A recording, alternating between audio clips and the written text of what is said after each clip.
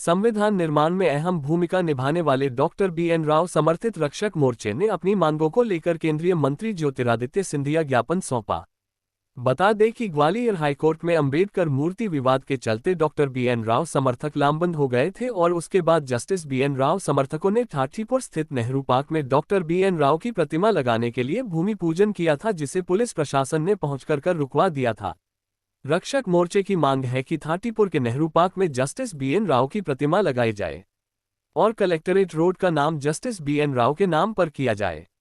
सिंधिया द्वारा डॉक्टर अंबेडकर नाम का निर्माण कार्य के निरीक्षण करने को लेकर रक्षक मोर्चे का कहना है कि अंबेडकर से उन्हें कोई परेशानी नहीं है, लेकिन देश में अब तक BN राव को उचित सम्मान नहीं दिया गया।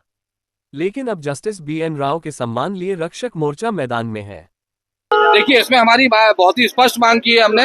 सर BN राव मार्ग के नाम से हमने राजमाता चौराहे से लेकर कलेक्ट्रेट तक मार्ग की मांग की है, क्योंकि इस पर तीनों कोर्ट्स पड़ते हैं और वो एक जो ICJ थी, Indian international court of justice, उसके प्रथम भारतीय न्यायाधीश भी रहे और संविधान निर्माता भी रहे, तो उनके नाम से पूरा मार्ग का नाम किया जाए। और एक मूर्ति की मांग की है हमने, जो नेहरू पार्क में जो अभी आपने देखा होगा, हम भूमि पूजन हुआ था, तो हम लोगों ने मांग की है कि उसमें मूर्ति स्थापित कराई जाए।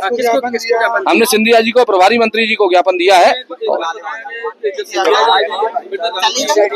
जी जी की बात कर रहे हैं, अम्बेडकर धाम पर शोध की बात करते हैं यूनिवर्सिटी के छात्रों द्वारा, तो आप कैसे आप बोल सकते हैं कि BN राव की तरफ तो ध्यान देंगे? देखिए, उनके ध्यान देने से क्या होगा, इतिहास ध्यान दे रहा है। जब इतिहास निकलकर सामने आ रहा है, एक प्रोपेगेंडा है जो खत्म होने जा रहा है हिंदुस्तान से, और उस प्रोपेगेंडा के खत्म होने पर सभी के सामने पूरी बात आ जाएगी।